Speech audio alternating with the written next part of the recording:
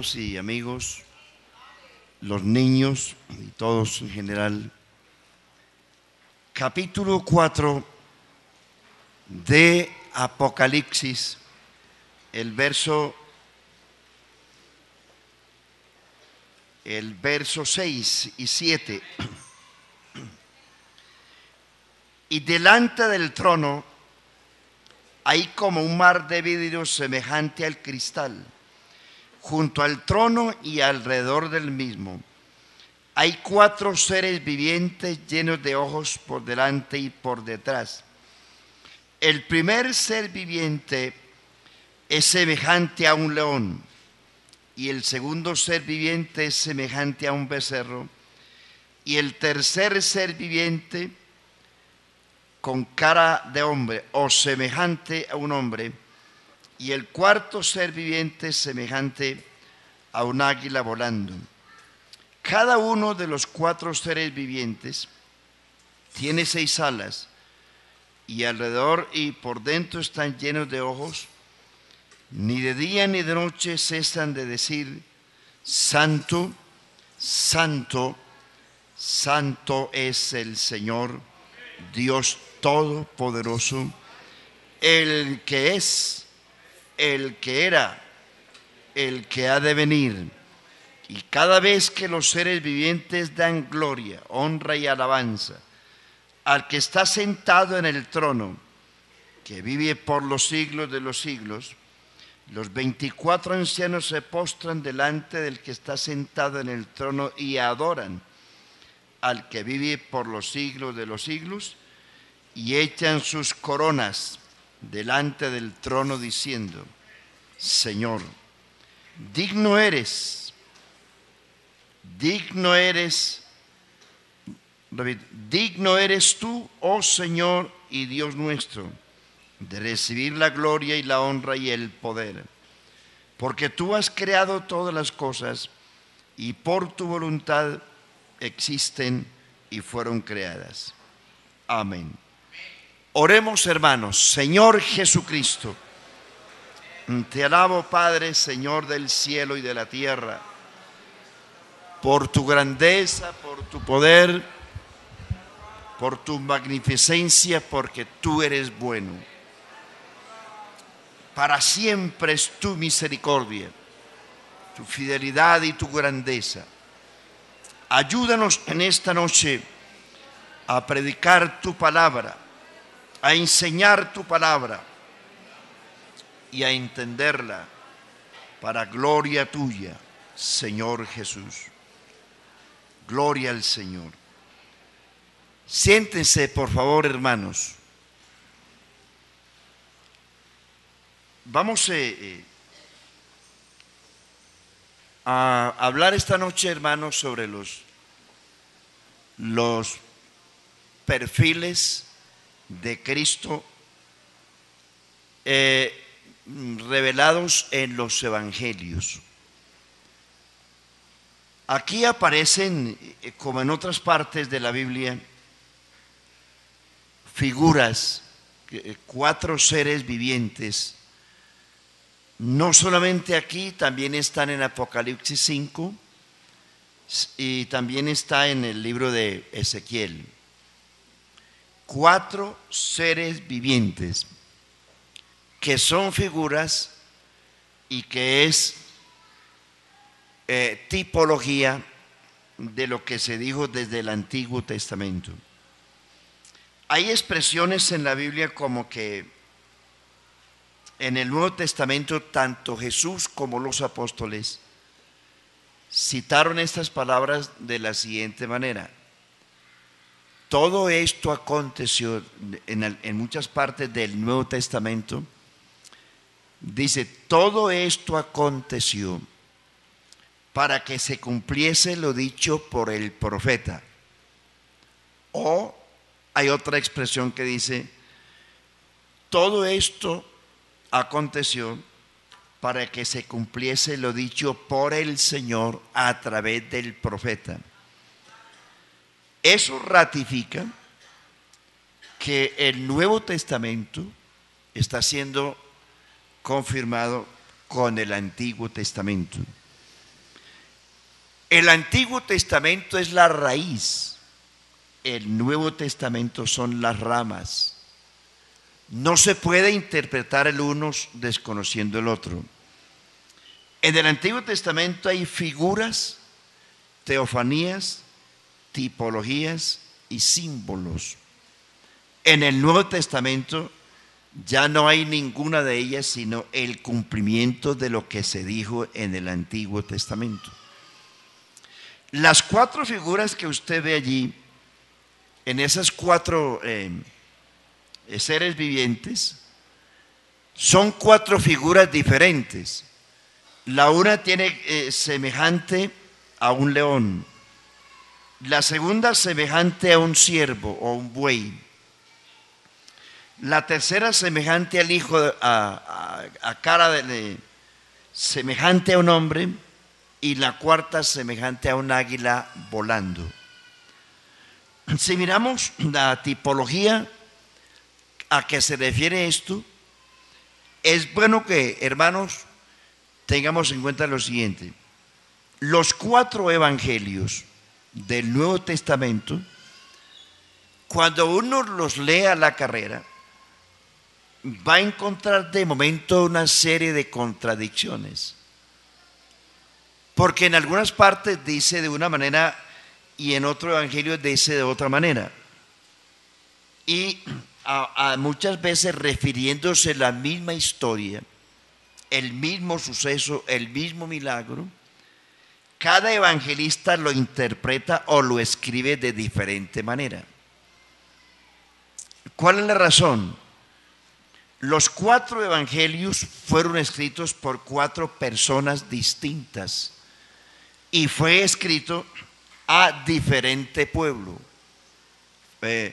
Tienen diferente destinatario, de manera que allí se reflejan los perfiles de Cristo presentados por los evangelistas de diferente manera, y por eso es que usted ve en algunas partes supuestamente contradicciones. Son 4 evangelistas diferentes, relatando la misma historia, el mismo testimonio, el mismo mensaje a diferente pueblo y presentando a Jesucristo con un perfil diferente cada uno. Por ejemplo, y uno dice, pero ¿por qué este dice de esta manera y este de la otra manera? Cada evangelista escribió a un pueblo diferente.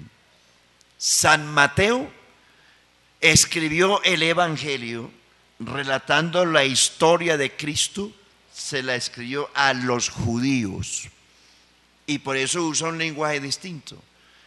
San Marcos le escribió el evangelio de San Marcos a los romanos. San Lucas le escribió el evangelio a un hombre llamado Teófilo.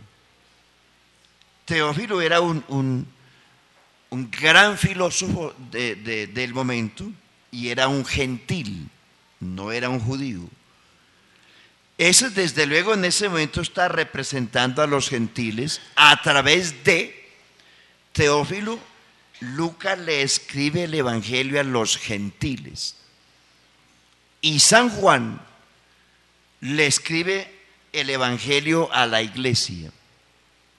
Y mire usted que cada evangelio comienza de una manera diferente y termina diferente. Entonces, vamos a mirar alguna tipología.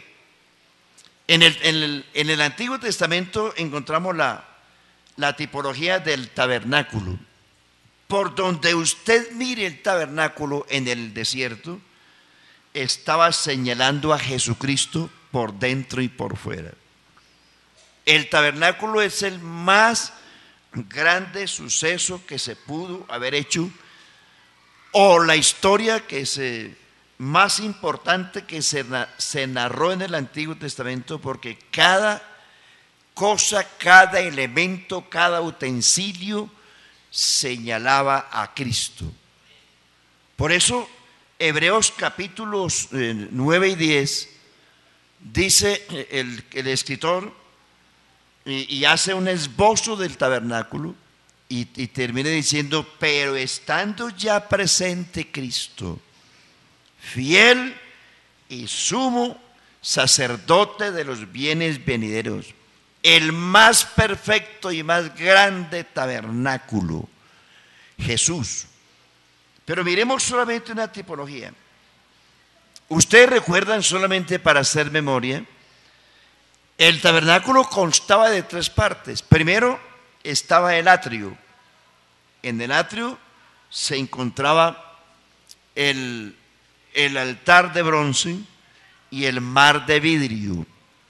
Allí, en el mar de vidrio, era donde los sacerdotes tenían que lavarse para luego ofrecer los sacrificios.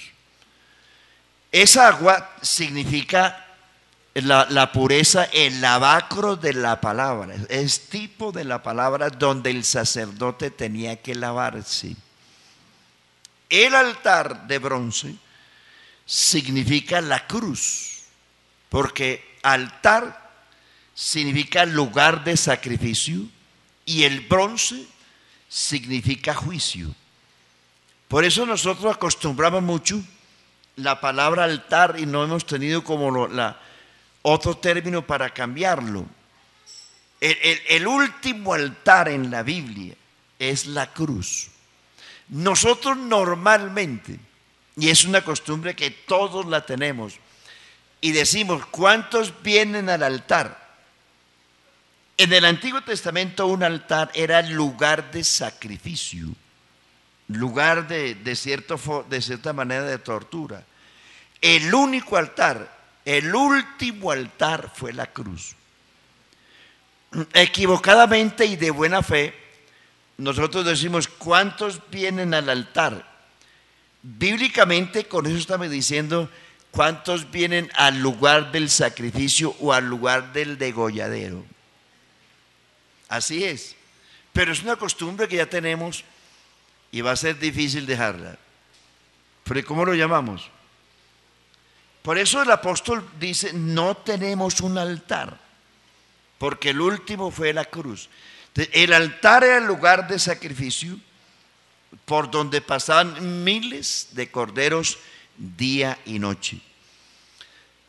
El segundo lugar, parte del tabernáculo, se llamaba el lugar santo. Todos señalaban a Cristo. En el lugar santo estaba el candelabro, el altar del incienso y la mesa con los panes de la proposición. El candelabro de oro señalaba a Cristo, la luz del mundo. El altar del incienso señalaba a Cristo como nuestro intercesor. La mesa con los panes señalaba a Cristo, el pan vivo que descendió del cielo. En la tercera parte del tabernáculo estaba el arca del pacto. El arca del pacto constaba de un cofre no muy grande, enchapado por dentro y por fuera con oro. E encima del cofre tenía una tapa cubierta por 2 imágenes de 2 querubines. Debajo de las alas de los querubines se encontraba una poseta que se llamaba el propiciatorio. Allí el sacerdote cada año llevaba la sangre del cordero para expiación del pueblo cada año. Dentro del arca estaba la vara de Aarón que reverdeció, estaban las tablas de la ley y el maná. Eso se guardó como un memorial y como un testimonio a las postreras generaciones. Pero lo que yo me quiero referir es que entre el lugar santo y el lugar santísimo había una cortina que separaba el lugar santo del lugar santísimo, y esa cortina era de 4 colores, y cada eso tenía una representación. 4 colores, ese velo, repito, el velo era como una cortina de 4 colores, montado sobre 4 columnas y asentado sobre 4 bases. 4 colores, 4 columnas, 4 bases. ¿Aló, hermanos? A esta hora da sueño, ¿cierto? Bueno, dice Éxodo capítulo 26, verso 31. También harás un velo es lo que separa el lugar santo del lugar santísimo. Harás un velo de azul, primer color, azul. Púrpura, el segundo. El tercero, carmesí. Y el cuarto, lino torcido. Dice Éxodo, será hecho de obra primorosa con querubines, y lo pondrás sobre 4 columnas de madera de acacia cubiertas de oro, sus capiteles de oro sobre 4 basas o bases, y pondrás el velo debajo de los corchetes, y meterás allí dentro del velo el arca del testimonio, y aquel velo os hará separación entre el lugar santo y el lugar santísimo. Bueno, ¿cuánto llevamos? 4 colores. ¿El velo de qué constaba? 4 ¿qué? 4 colores, 4 columnas y 4 bases. Eso era lo que separaba el lugar santo del lugar santísimo. Eran 4. Lo que es más importante aquí también era que para entrar al tabernáculo solo había una puerta, que también señala a Cristo. Solo hay una puerta para entrar al reino de Dios. Y decían estos días, para ir al infierno hay muchas puertas. Por eso Jesús dijo, sobre esta roca edificaré mi iglesia, y las puertas del Hades no prevalecerán contra ella.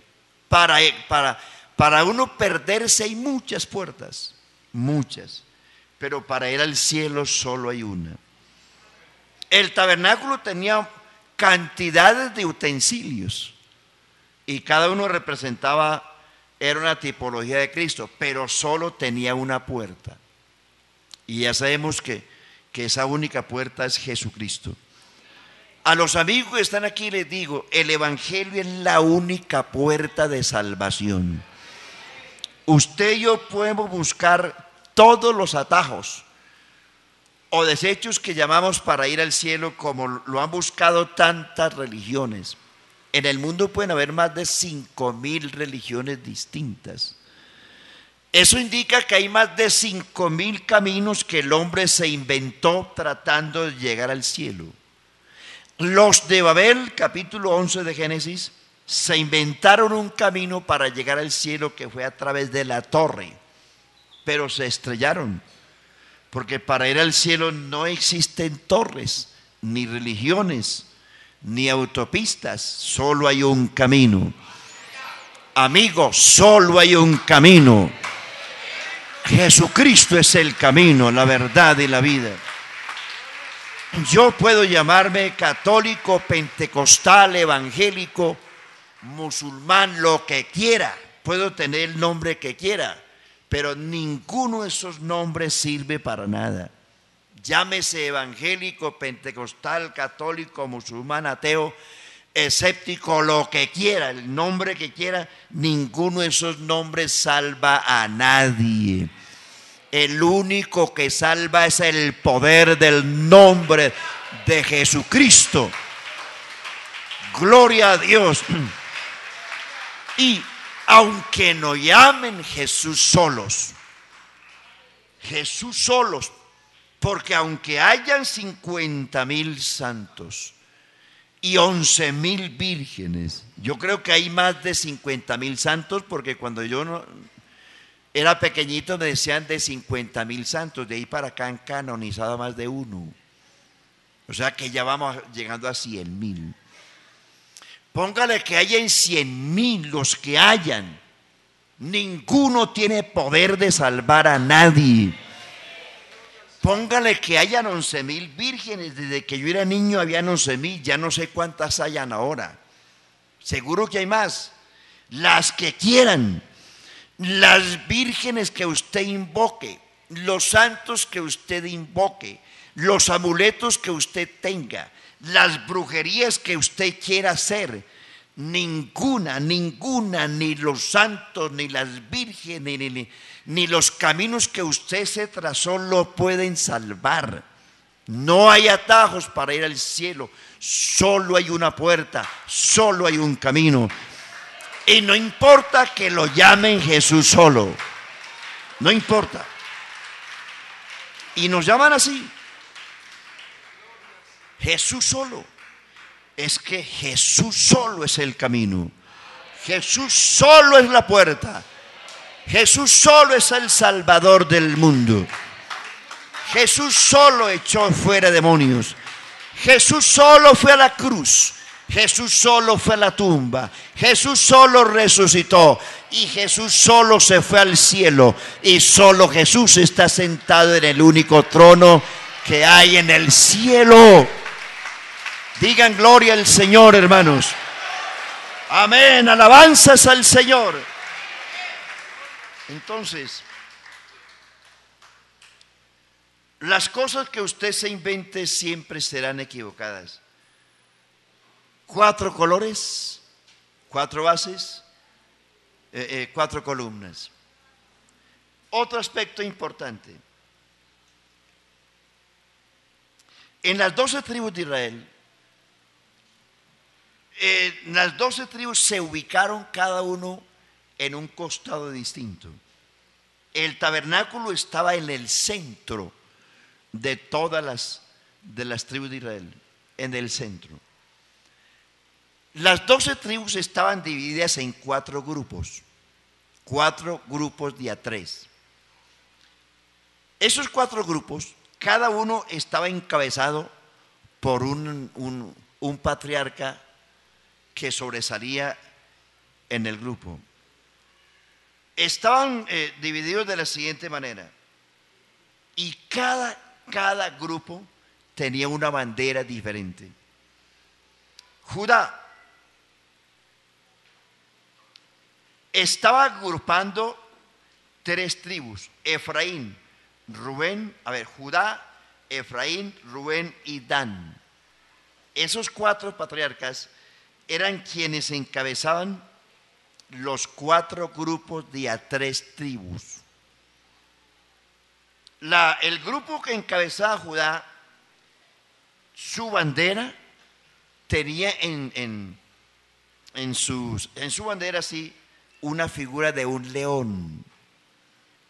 El grupo que encabezaba Efraín tenía en su bandera un buey. El grupo que encabezaba Rubén tenía en su bandera la cara de un hombre. Y el grupo que encabezaba Dan tenía en su bandera la figura de un águila. Es diciente eso, ¿cierto? Mire que no es algo que se le haya ocurrido al escritor hablar de 4 seres vivientes, y Ezequiel también habló de esas 4 seres vivientes. Si usted mira toda la tipología, está señalando algo importante. Gloria al nombre de Jesús. Entonces, esto nos enseña, mis hermanos, los 4 perfiles que nos presentan los 4 evangelios. En la recopilación del canon del Nuevo Testamento aparecieron muchos evangelios.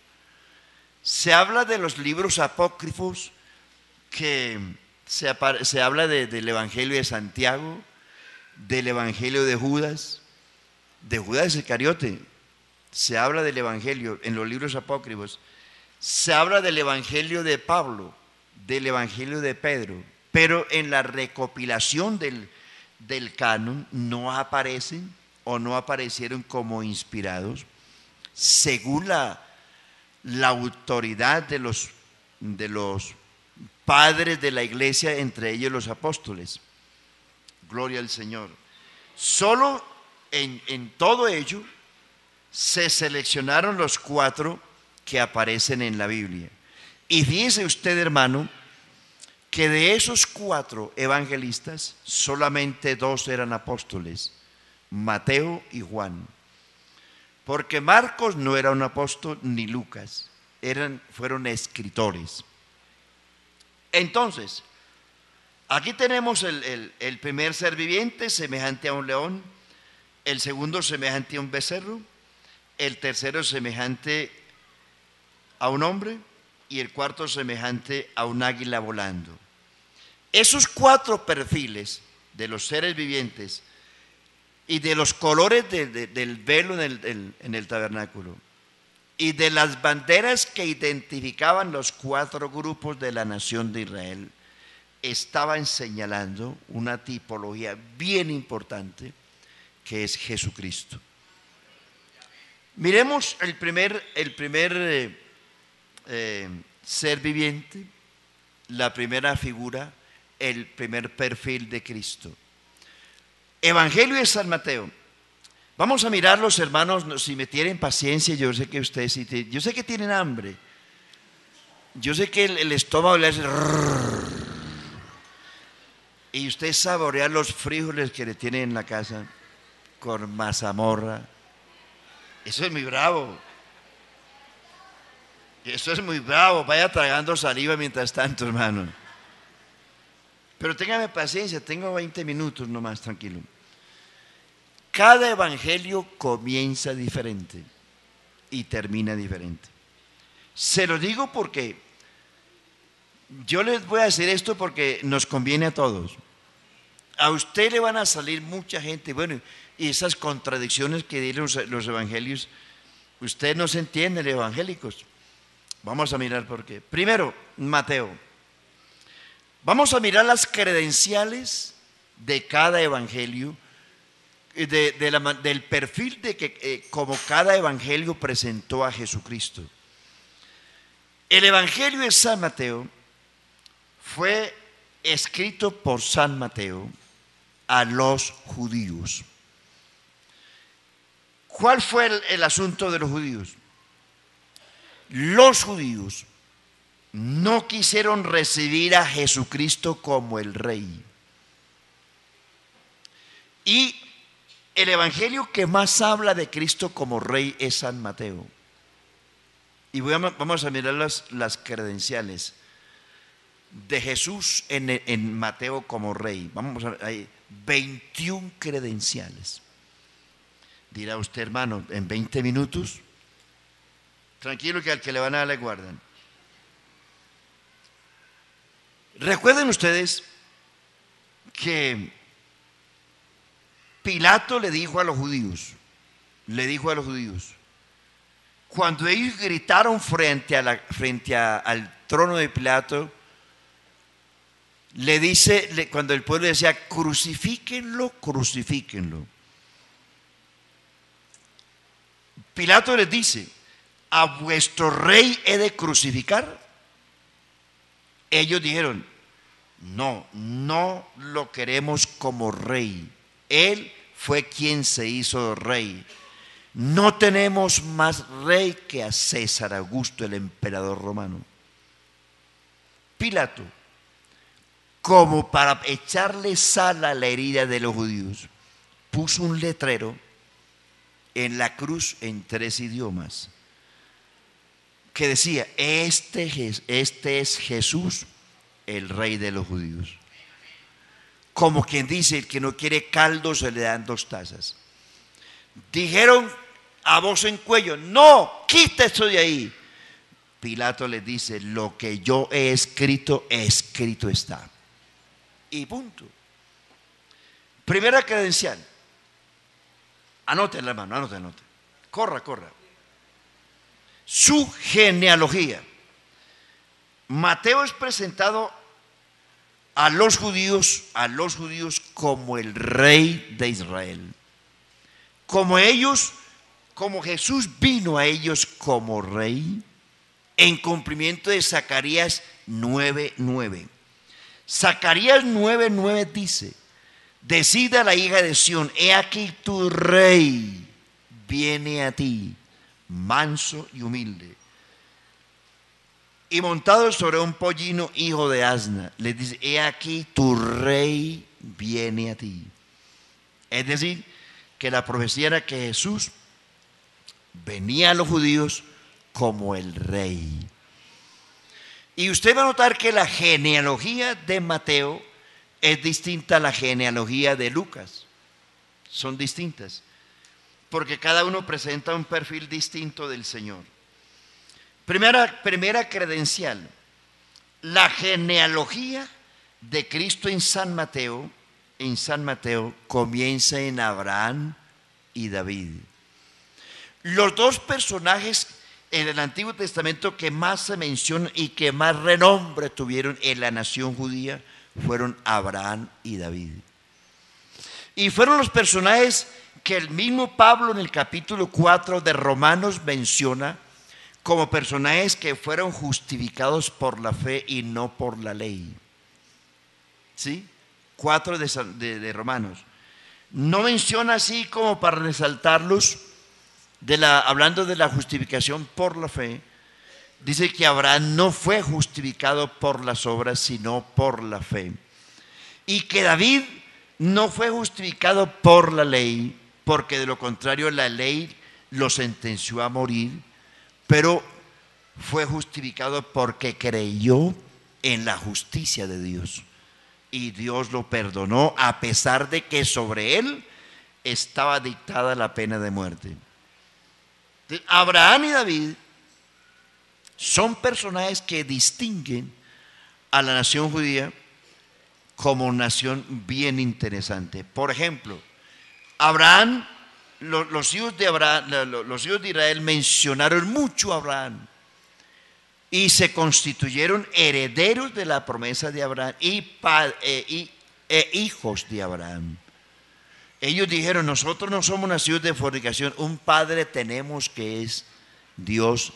Y también les dicen en Juan 8: nuestro padre es Abraham.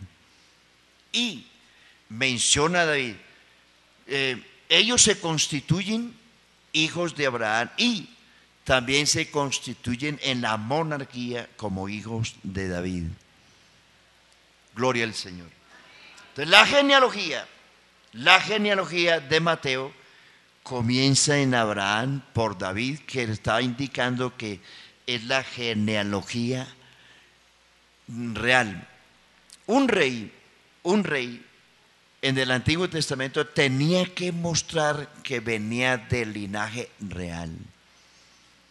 Una persona cualquiera no puede decir que era rey, tenía que mostrar genealógicamente que era rey y tenía que venirse desde muy atrás mencionando su familia para poder decir: este es el verdadero heredero de la monarquía. Por eso es que usted ve esta genealogía distinta. Comienza la genealogía de Cristo en Abraham y David, mostrándole Mateo a los judíos que Jesús era verdaderamente el rey de Israel. Número 2, arrancando el Evangelio de San Mateo, el evangelista lo presenta como Dios. Ningún otro evangelio lo cita. Por ejemplo, Mateo 1:23 dice: todo esto aconteció para que se cumpliese lo dicho por el Señor por medio del profeta, cuando dijo: he aquí la virgen concebirá y dará a luz un hijo y llamará su nombre Emmanuel, que traducido es Dios con nosotros. ¿Sí me hago entender, hermano? O sea, el Mateo les presenta a los judíos que ese Jesús era Dios con nosotros. Tercera credencial, no sé si están anotando: la adoración de los magos. Mateo capítulo 2. Cuando los magos vinieron a Jerusalén buscando al Mesías, ellos no vinieron preguntando por el Hijo de Dios, la segunda persona de la Trinidad, por el profeta. Ellos preguntaron diciendo: ¿dónde está el Rey de los judíos que ha nacido y su estrella hemos visto en el oriente?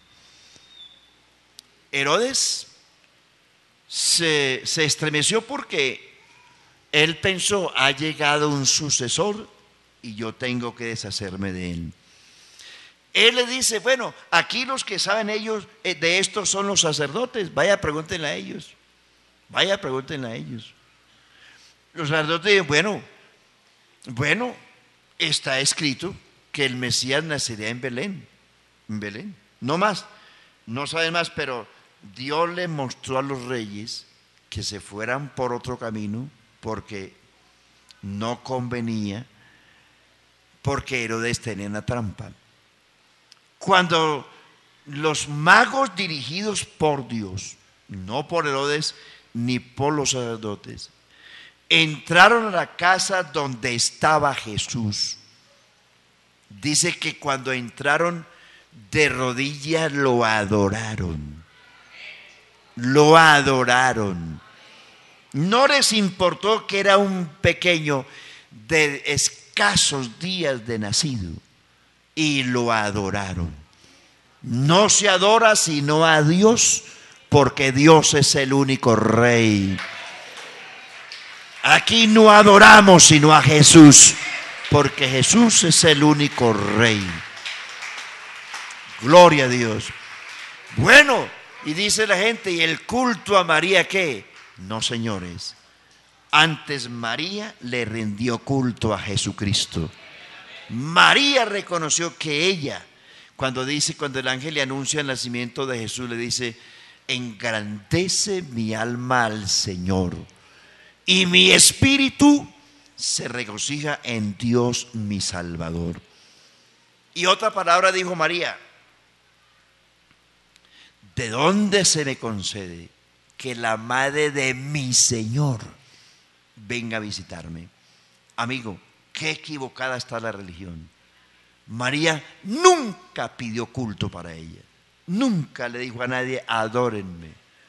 Todo lo contrario. María vio en su propio hijo, ella vio a su Señor. ¿De dónde se me concede que la madre de mi Señor? Su Señor. Y dice: mi espíritu se regocija en Dios mi Salvador. María reconoció que Jesús era su Señor, su Dios y su Salvador. ¿Quién es el que reconoce a un Salvador? El que está perdido. ¿Quién necesita de un salvavidas? El que se está ahogando. ¿Quién necesita de un abogado? El que está en la cárcel. ¿Quién necesita de un Salvador? El que está perdido.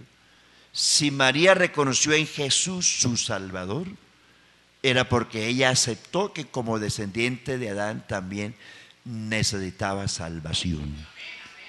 Salvación.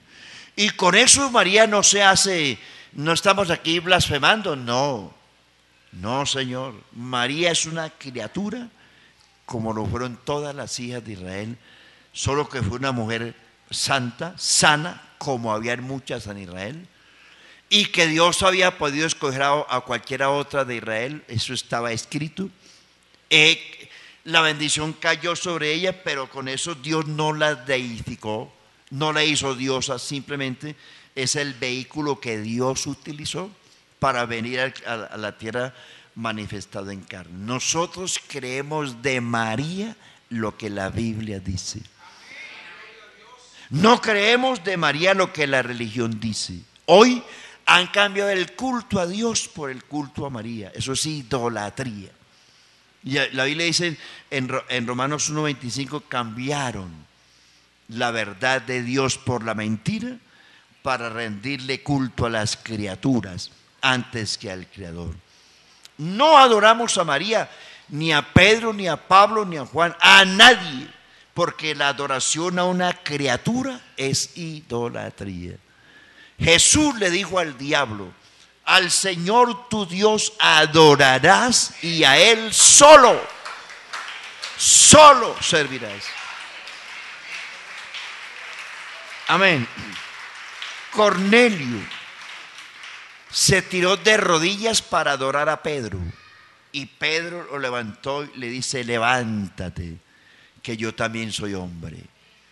Un Juan en el cielo se le tiró de rodillas a un ángel que le mostraba el Apocalipsis, y el ángel le dice: no, Señor, levántate, adora a Dios, porque yo soy también criatura como tú.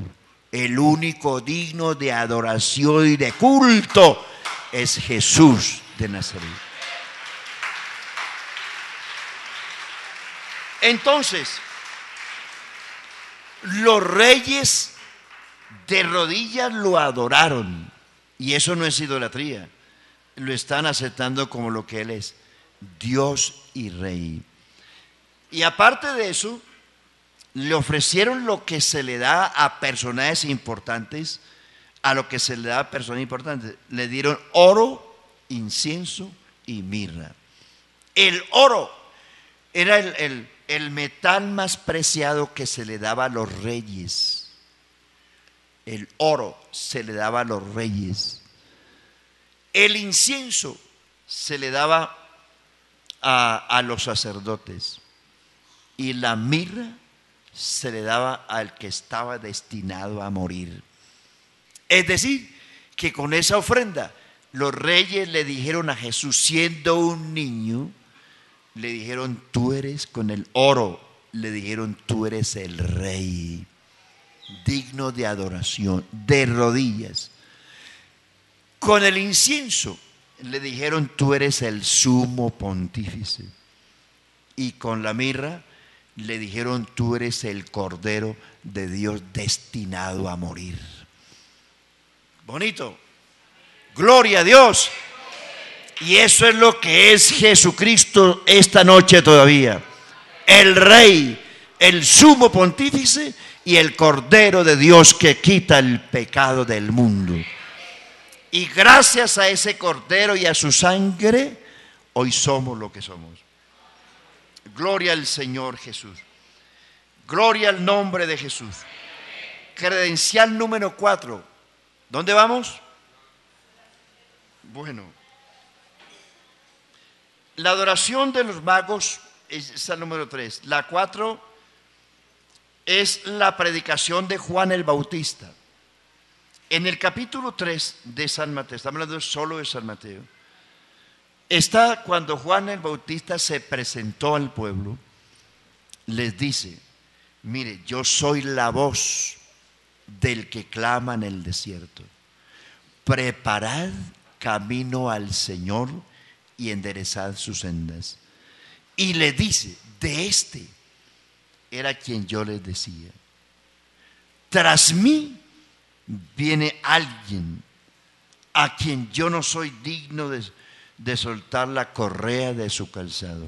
Ese es el que bautiza con Espíritu Santo y fuego. Les dice: recuerden que yo les dije que yo no era el Mesías ni el Cristo, sino que era la voz que clamaba en el desierto, preparándole camino al Señor. Es decir, Juan el Bautista declaró: ese es el Señor. Ese es el Señor del Antiguo Testamento. Y dice: ahora mi gozo está cumplido. Es necesario que Él crezca, pero que yo mengüe. Gloria al Señor. Es decir, Juan el Bautista presenta a Jesús no como la segunda persona, sino como el Señor del Antiguo Testamento. Número 5. La tentación. San Mateo 4. En la tentación se refleja claramente la revelación de Cristo como ser divino, y no solamente como ser divino, sino como Dios. Cristo le dijo al diablo 3 veces que Él, Cristo, era Dios. Satanás le sale al encuentro pensando que se enfrentaba con un debilucho y le dice: si eres el Hijo de Dios, di que estas piedras se conviertan en pan. Jesús le respondió apelando a su divinidad diciendo: no solo de pan, porque Jesús siempre le citó la Escritura, escrito está, escrito está. Esa expresión escrito está es un arma poderosa, hermano. Úsela, úsela. Porque escrito está corroborando y está con eso diciendo que usted le cree a lo que Dios dijo. Cuando el diablo le salga al encuentro, cítele la Escritura. Por eso es que es importante que usted aprenda muchos versículos de memoria. Jesús le dice al diablo, porque es que el diablo también cita la Biblia. El diablo cita la Biblia. Y sabe más Biblia que nosotros, porque sabe más el diablo por viejo que por diablo. Y Jesús le dice: escrito está, no solo de pan vivirá el hombre, sino de toda palabra que sale de la boca de Dios. De Dios. Él está diciendo: yo soy Dios, el pan vivo que descendió del cielo. Segunda tentación: si eres el Hijo de Dios, le dice, arrójate. Lo llevó al pináculo del templo y le dice: prueba de que eres hijo de Dios. Si eres el Hijo de Dios, arrójate. Y el diablo dice: pues escrito está, citando el Salmo 91. A sus ángeles mandará cerca de ti para que te lleven en sus brazos para que tu pie no tropiece en piedra. Jesús le dice: escrito está. Eso era una guerra de dos gigantes. Escrito está: no tentarás al Señor tu Dios. Es decir, que Jesús le dice al mismo diablo: diablo, aunque tú no lo creas, yo soy tu Señor y tu Dios. ¿Sí o no? No tentarás al Señor tu Dios. La tercera tentación, le dice, lo llevó al monte: mira, todo esto te doy, no tienes que ir a la cruz, no te tienes que sacrificar, no te tienes que someter a la burla de la gente. Tú viniste a buscar aquí un reino, buscar jerarquía en la tierra. No tienes que sufrir, tranquilo. Todo esto a mí me lo entregaron, todo esto te doy si postrado de rodillas me adoras, porque a mí me fueron entregados y a quien quiero lo doy.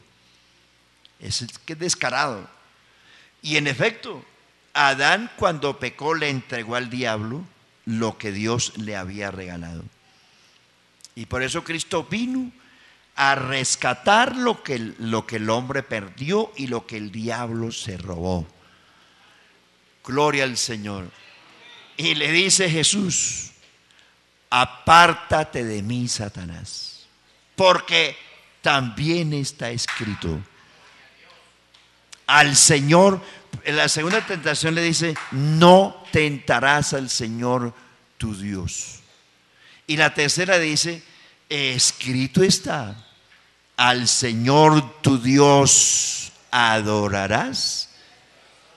O sea, diablo, te estrellaste, diablo. Yo soy tu Señor y soy tu Dios y a mí me adorarás. Tarde o temprano me tendrás que adorar, porque escrito está: vive el Señor, que ante mí se doblará toda rodilla de lo que está en el cielo, en la tierra, debajo de la tierra, y toda lengua confesará que Jesucristo es el Señor. Dios les bendiga, hermanos. Vámonos. Pónganse de pies, hermanos. El próximo miércoles voy a preguntar dónde vamos. Démosle gracias a Dios, hermanos, por el Dios que tenemos tan maravilloso. Y recuerde, Él merece toda adoración. La reclama y es el único que se la merece. Soberano Dios, te damos gracias, Padre. Bendito tu nombre, grande y excelso, sublime. Amén, amén, a su nombre gloria. Recibe gloria, recibe adoración. Recibe nuestra admiración y nuestra gratitud, porque tú eres Dios sobre todas las cosas. Bendito por los siglos de los siglos. Dios les bendiga, hermanos. Es Jesucristo, Jehová la roca, por toda la eternidad. Mi escondedero y mi refugio, eres tú, bendito Jehová. En tu palabra esperaré y mi confianza en ti pondré. Oh, gloria, gloria.